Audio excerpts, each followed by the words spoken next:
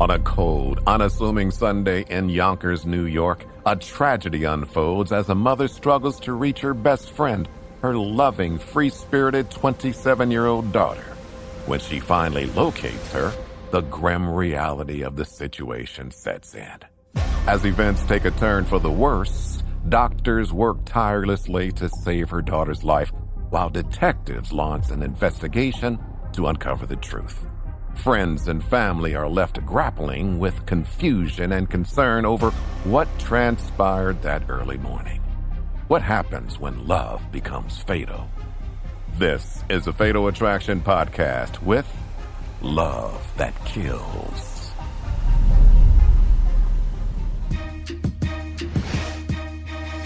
January 22nd, 2017. It's a peaceful Sunday in Yonkers, New York, a suburban gateway between New York City and the Hudson Valley. Yonkers is a city of about 200,000 people, just north of New York City. We're sometimes affectionately known as the sixth borough.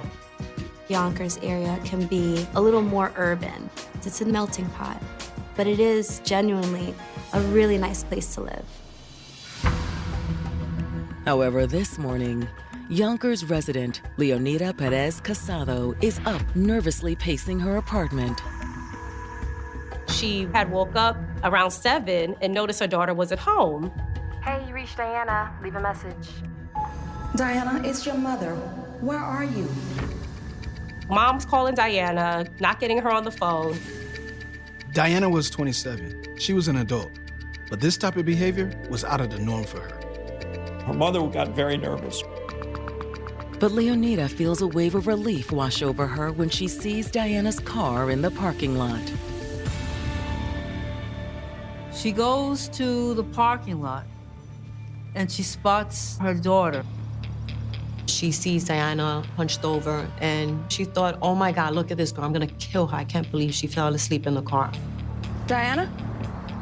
What are you doing out here? But Diana isn't sleeping. She felt something wet, and when she looked at her hand, it was blood. Oh my God! She immediately calls 911. Please, somebody help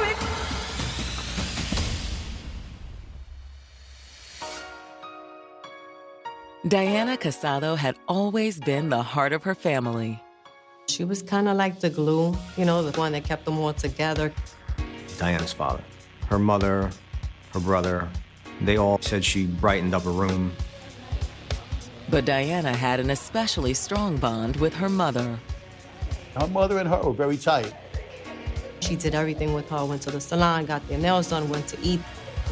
Her mom had just always really been her best friend. And Leonida couldn't have been more proud of her daughter. Diana, along with her whole family, originally immigrated from the Dominican Republic. She came when she was around 16, 17. For a lot of kids, that would have thrown them for a loop at that age, but Diana adjusted really well, and her parents were so proud of her. In her new home, Diana had no trouble fitting in. Yonkers has a high immigrant population. A lot of the population are Latino. Her friends loved her. They said she was outgoing, she was fun. She also had the discipline to work hard. Diana had gotten a job at a restaurant near where they were living. In fact, her mother worked at the same restaurant that she did. She had a small circle of friends who also worked at the same restaurant. And that was her little family. But as a young woman, Diana had more on her mind than hard work. Diana was like a free spirit. She wanted to have fun. So it was no wonder when she caught the eye of a handsome older man named Luis Alteret Rivera. She was his waitress, and the two quickly hit it off. Hey, I'm Diana. Hey. How are you? I'm doing better now. How are you? He was a good-looking man. He started talking to her. You know what? He was being very nice, open and friendly. He said, you know, would you like to get together? I would love to take you out sometime. How's Friday? They exchanged numbers and they ended up going on a date that same week. Even though Luis was almost 15 years older than Diana, they had an immediate connection. That age gap really was exciting for her. He had a good career as a civilian working on a military base. He has all of this extra life experience. And he always made Diana feel special. She thought he was the sweetest guy in the world. It seemed like this was the one. But in the spring of 2016, after spending nearly a decade together, 27-year-old Diana was yearning for a change. You have to remember, she was a kid when she met Luis. She didn't really know who she was. She reached a point in her life where she thought, I don't know if this is really what I want forever because I really haven't experienced anything else. So she decided to make a fresh start. She wanted to start over, do something different. So she took a vacation with her sister down to Miami. She was able to mix and mingle and meet new people, and she experienced new things. She felt like, you know what? Miami might be the place for me.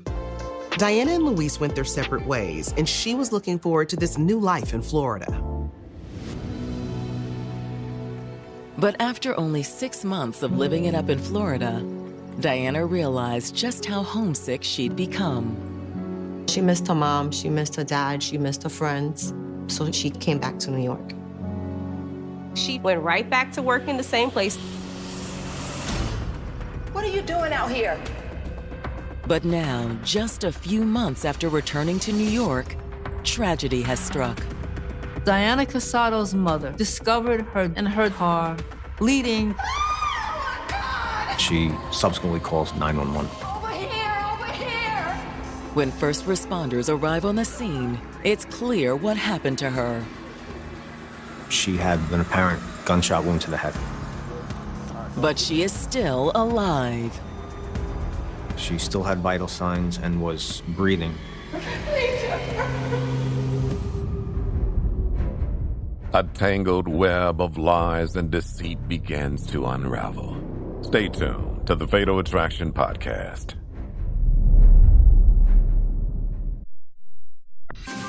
"27-year-old Diana Casado had left her life and her love in New York to find herself again. She was down in Florida for several months in 2016. She was feeling like she didn't really know who she was. She couldn't commit to Luis feeling like this, so they split up and she went to stay with her sister in Miami.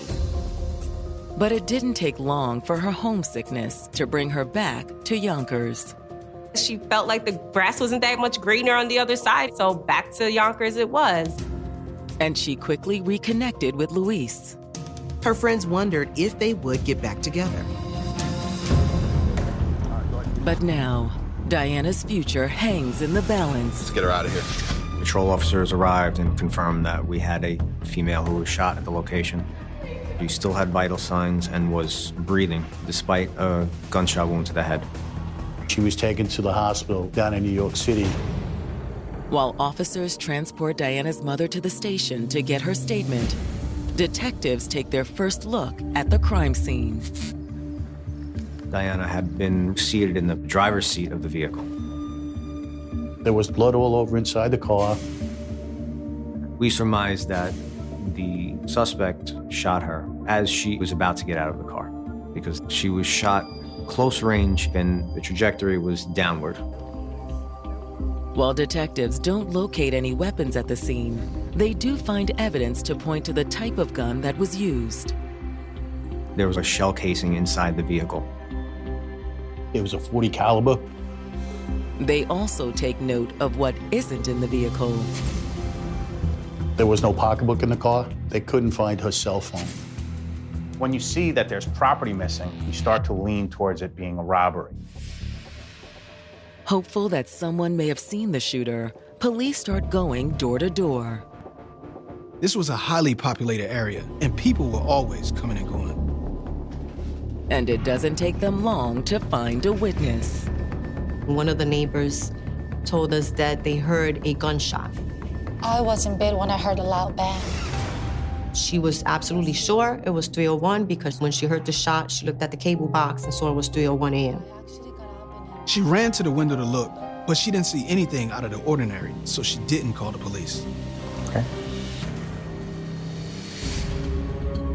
The woman's statement doesn't help them identify a suspect, but it does give them a timeline. Now they can look to another kind of eyewitness. There were several cameras in that area, and detectives hope they caught something. But it takes a long time to collect all that video, process it, and review it. In the meantime, detectives head back to the station to talk to Diana's mom, Leonida. She was extremely devastated. Have you gotten any updates from the hospital? She just went to surgery. They said it could be a couple of hours. So before she goes to be by her side, Diana's mother has agreed to walk them through the events leading up to her 911 call. She said she last saw Diana the night before. In the early evening, she returned home and then later went out with some friends. Do you know who? No. I think she was with her girlfriends. Leonida says she got a phone call from Diana later that night. She said, I'll be home maybe around 1 or so.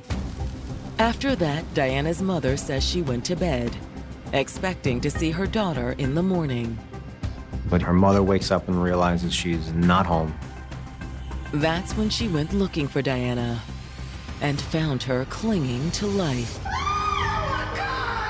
How will her mother ever get that memory out of her head?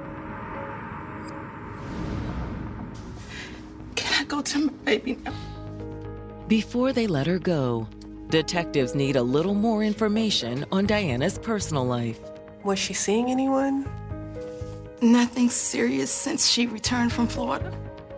Diana's mom explained that she'd been back in New York for a couple of months and reconnected with her ex, Luis, but they weren't exclusive. So she wasn't out with Luis last night? She said, no, not that night. We appreciate you coming in. I'll walk you out.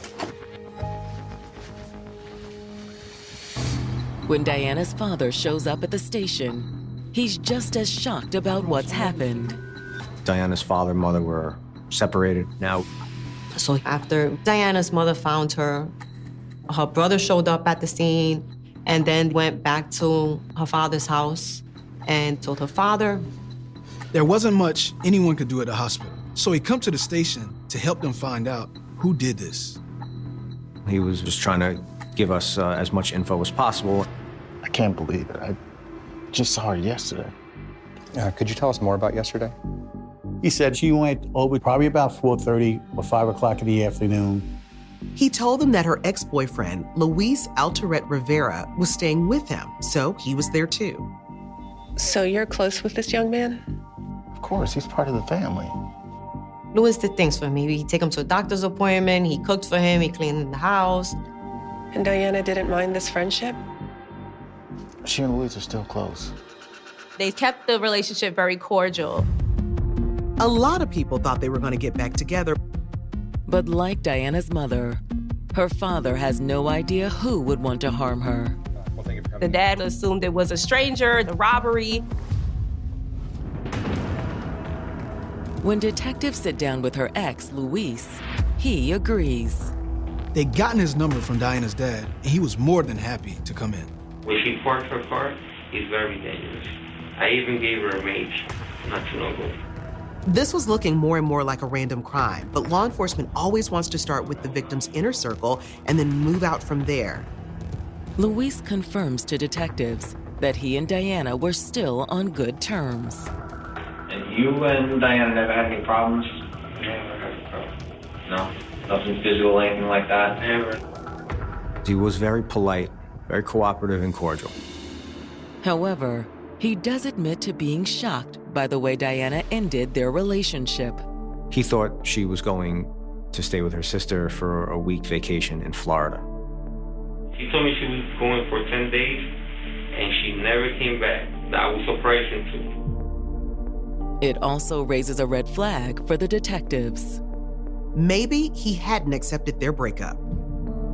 Did you want to get back together with her? I would have loved to. Luis was still in love with Diana. But he knew she felt differently. She's don't want to have a serious relationship.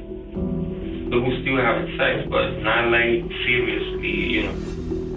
Luis tells detectives that he respected her decision and eventually realized it was time to move on. He said he started dating and seeing other people as well. I have a girl.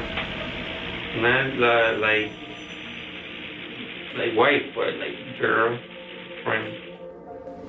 And so did Diana. Did she have other friends or no? No, she go out with females.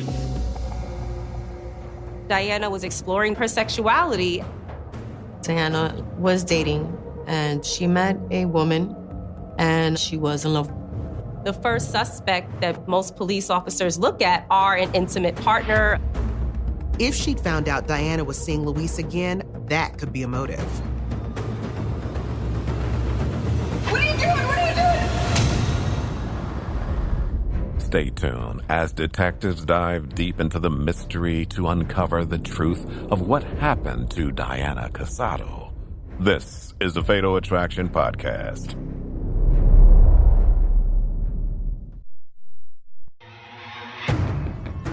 As Diana Casado undergoes emergency surgery for a gunshot wound to the head, her ex-boyfriend, Luis Altaret Rivera, has just told Yonkers detectives that he'd heard she'd been seeing someone new. He said she met a woman and she was in love. But that isn't the only rumor Luis shares with detectives. They broke up, I don't know, something happened with her. Could Diana's new love interest be responsible for her death? You need to consider people's motives. Could be this overwhelming jealousy of, a fear of losing Diana. Of course, the fact that Diana was seeing someone new could also give Luis a motive. How did that make you feel? I didn't care because we didn't have a serious relationship. To prove it, Luis tells them he was with his new girlfriend in the Bronx on the night of the shooting. What time did you go down? It was like 1. They went in the car talking for a little bit, and then he told her, hey, let's go to Yonkers. Diana's father bought me a bottle of rum from DR.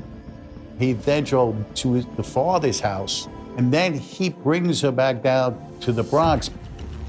They sat there, drank a little bit, and then she said she had to go, and he went home. I got home around 5 something. In the morning? Yep. Luis insists he has nothing to hide. He gave us consent to search his vehicle to see his cell phone. We swabbed his person for gunshot residue.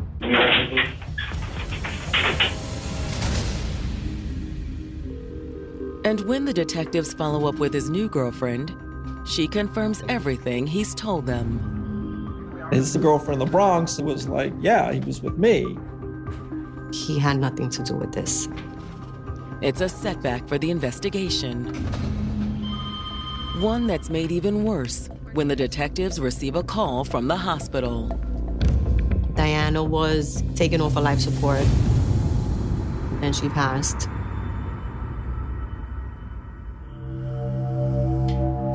Anxious to find her killer, detectives waste no time tracking down their next suspect. They were able to find the girlfriend's name through Diana's social media. She was a young lady named Angelica. But when Angelica shows up for her interview, she seems confused. Can I ask what this is about? I explained to her that Diana had been killed. What? Oh my God. She seemed really caught off guard. Angelica tells them she'd had plans to see Diana the night before. They were supposed to go out, but she ended up staying at work. They didn't meet up. So wait, you two weren't broken up? No, definitely not. When was the last time you two talked? It was last night, a little after midnight. Diana was out at a bar. She was with her friend Ricardo. Just a friend? For her, yeah. Angelica thought Ricardo wanted more, but she didn't think Diana would ever go for it. We had a good thing.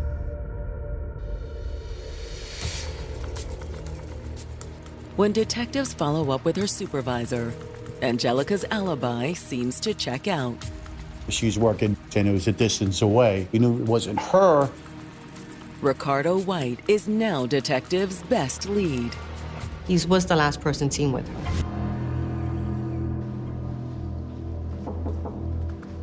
We were able to locate the gentleman to interview him.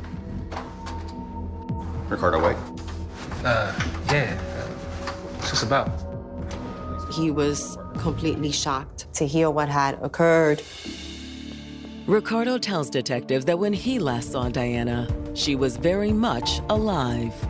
We went to a bar, hung out for a little while. She's having a good time, she's dancing, having a couple drinks.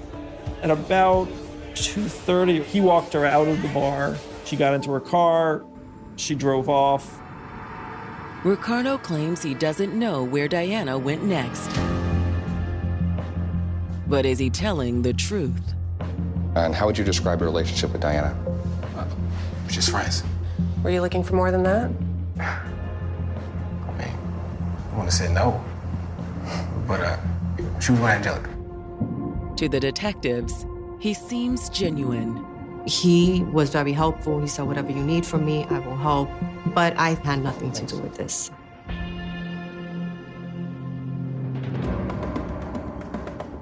Requesting the surveillance footage from the bar confirms Ricardo's story. It's Ricardo. In the video, Diana is clearly seen leaving the bar at 2:30 a.m. You see them on video walking to the car, then you see him coming back. He's going back to the club for approximately an hour thereafter. And that would put him in the club long after we believe she was shot. Which means the investigation has now come to a standstill. It's frustrating. You feel like you owe the family an explanation. Take a seat, please. But a meeting with Diana's brother is about to change the course of the investigation. He wanted to talk to them about Diana's ex-boyfriend, Luis. I know my dad loved the guy. He didn't know everything. He said, he was very controlling. You wearing that? Yeah. Put this on. She couldn't do anything on her own. Junior made sure to let police know that if anyone was capable of doing this to his sister, Diana, what's this? it was Luis. Stay tuned for more of the Fatal Attraction podcast.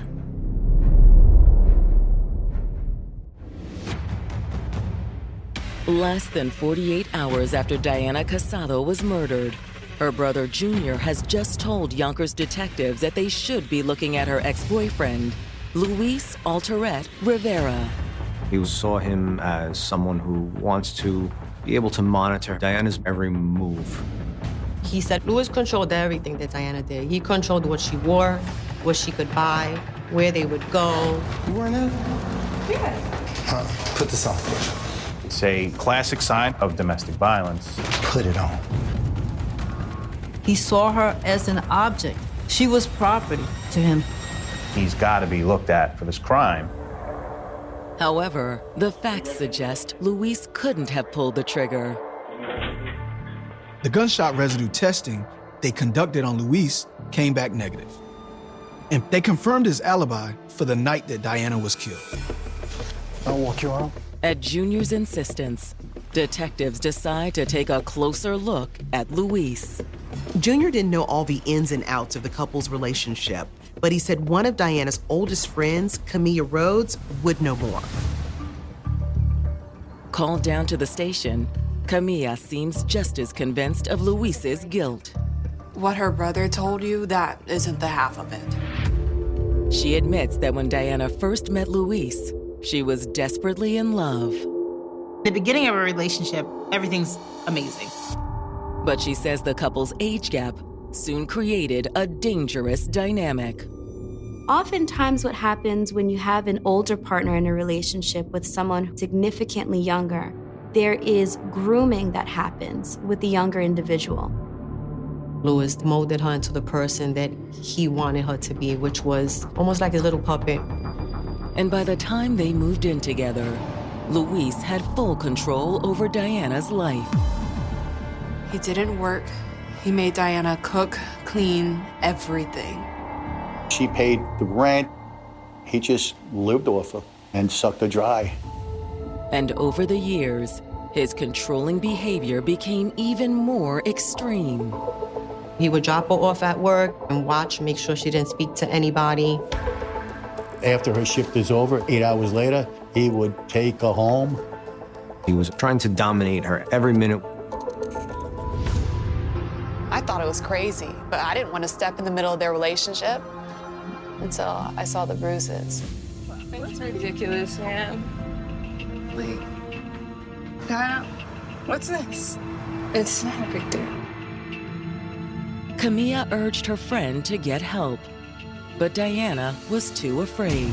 She said, I'm not going to get an order of protection because that's going to really set him off. You need to tell someone. Don't get it.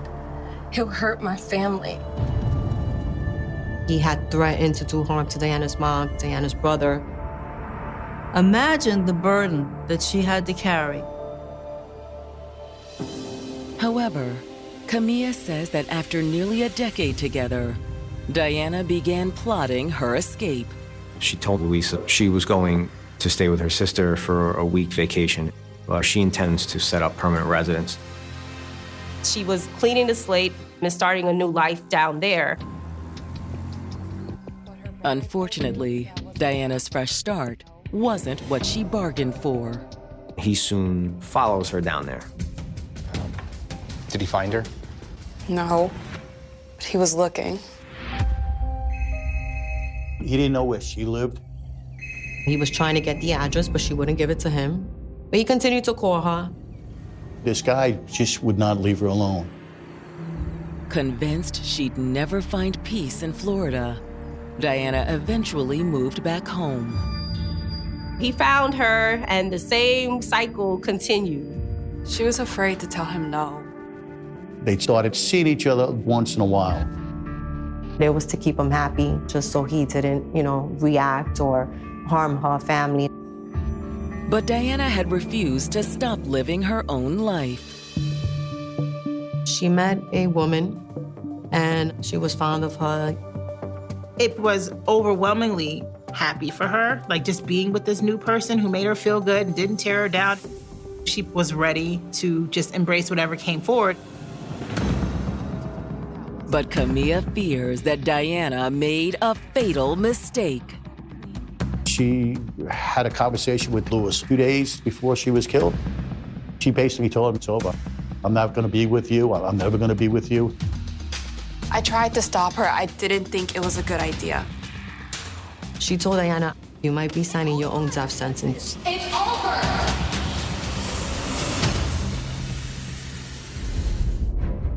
Stay tuned to the Fatal Attraction Podcast.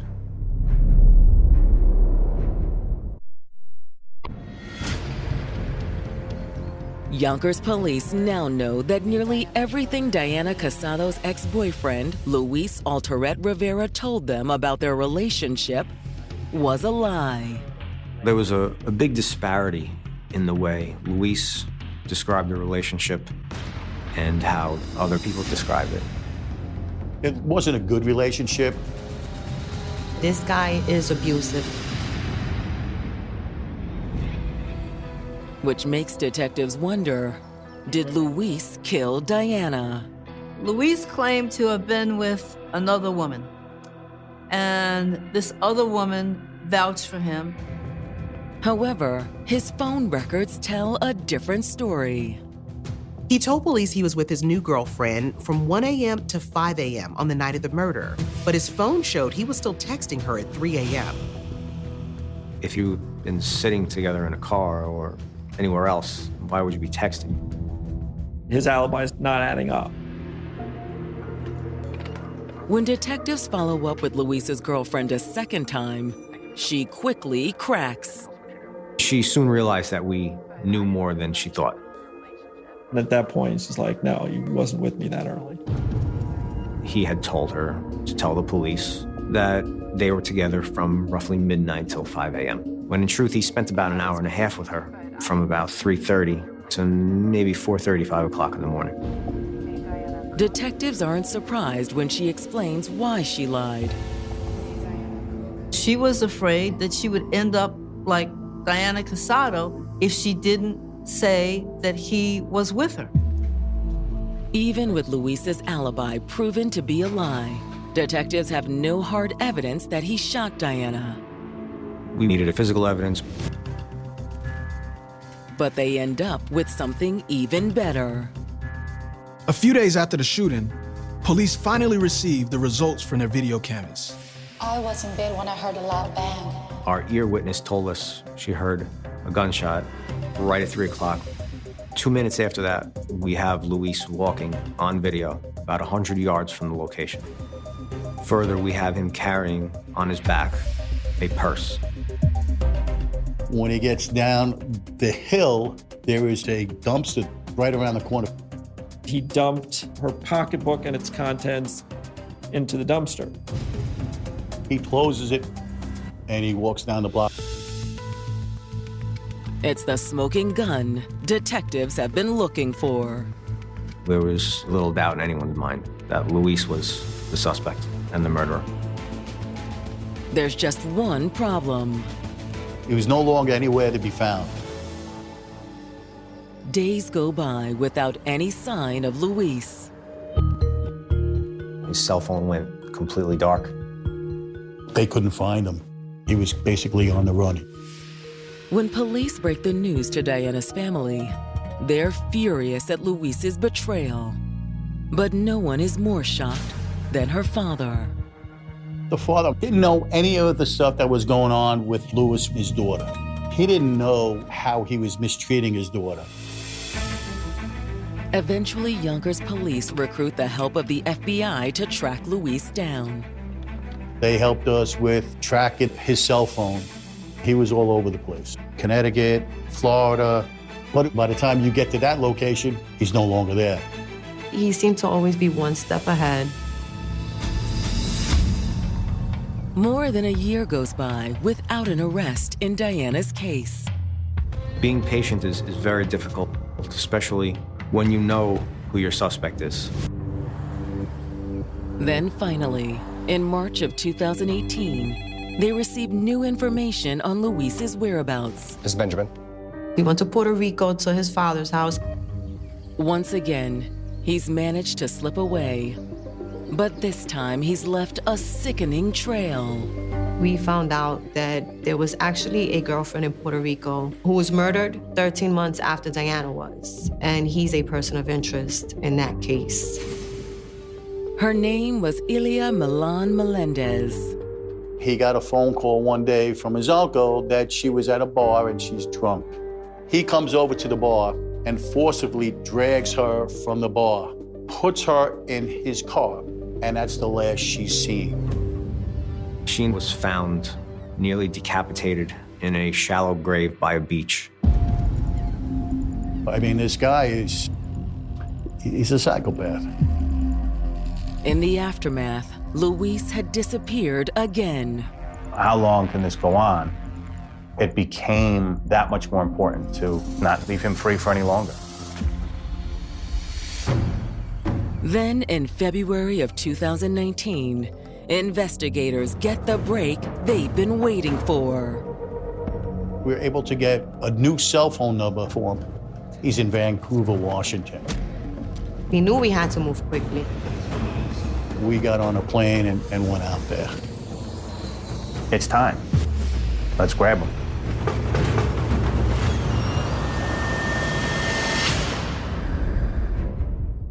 Stay tuned as detectives dive deep into the mystery to uncover the truth of what happened to Diana Casado. This is the Fatal Attraction Podcast.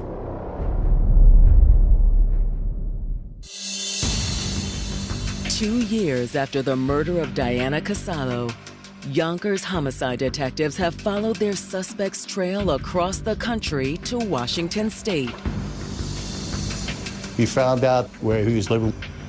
We went over, knocked on the door. He opened the door. your hands up! We explained who we were, why we were there, and asked, would you come with us? He said, sure, no problem. He was very cooperative.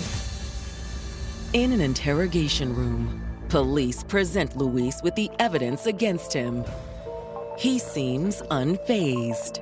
Look, Luis, we know you lied to us. Do you have anything you want to say?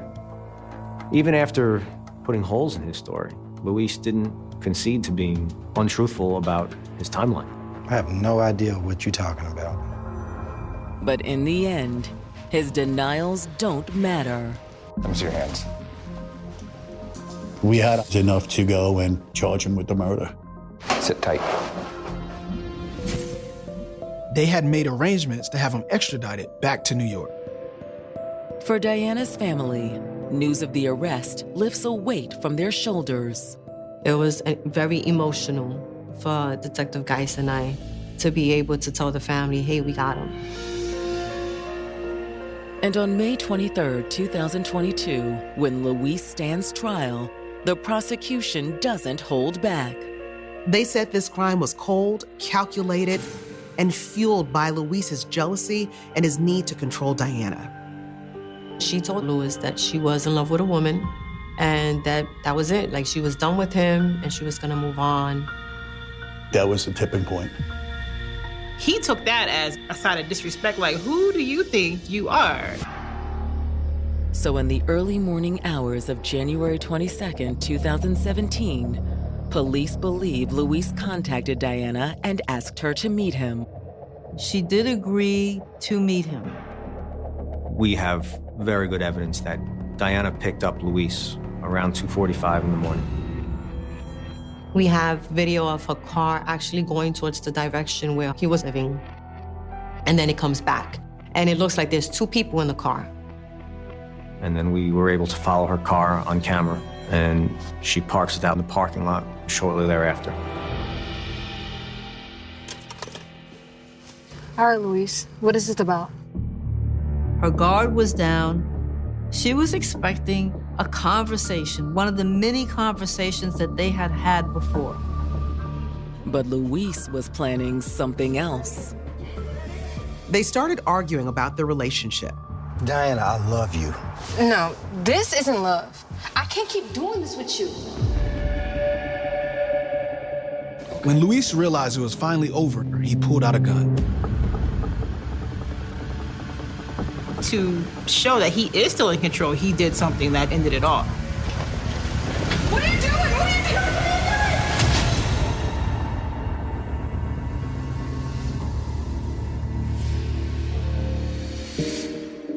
doing? For the jury, there's no question who ended Diana Casalo's life that night. The jury came back less than 2 hours and convicted him of the second-degree murder. When they said guilty, it was such a great feeling. 1 month later, Luis returns to the courtroom for sentencing. Diana's mother was able to make a victim impact statement. She spoke from her heart, and she broke down. Her family broke down in the audience. She begged over and over, why? Why did you take my beautiful daughter? And there was no answer. The judge rendered his sentencing, which was 25 years to life. Diana's family was so grateful that finally he was going to pay for what he had done. Now he's away. He can't hurt anybody else. We were able to do it. We were able to give him justice. But for Luis's other alleged victim, justice remains out of reach. There's another woman in Puerto Rico who also was killed. My understanding is that they still are actively working the case. I hope for the victim's family in Puerto Rico, the same thing happens. Either way, Luis will spend his life behind bars, while his victims' memories will live on. I remember her mother telling us, I just thought she would be forgotten. And we were like, no, we're not gonna forget. It's a story that needs to be told. If you find yourself in a relationship that is unhealthy, then it's important to share, to not keep this just to yourself. Domestic violence happens way too often. Don't wait till it ends up this way. Do not be afraid to speak up.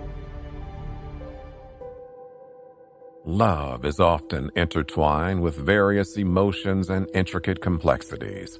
When that love begins to fade, it can leave behind an echo of unspoken truths and a heavy sense of betrayal that lingers in the air. The tragic loss of Diana serves as a poignant reminder of the fragile nature of trust. Diana Casado was a vibrant daughter, sister, and friend full of life and love. Her legacy will forever resonate in the hearts of those who knew her, inspiring them every day. Abuse is never okay. If you or someone you love is in an abusive relationship, there is help available. Call the Domestic Violence Hotline at 1-800-799-SAFE. Coming up on the next episode of the Fatal Attraction Podcast.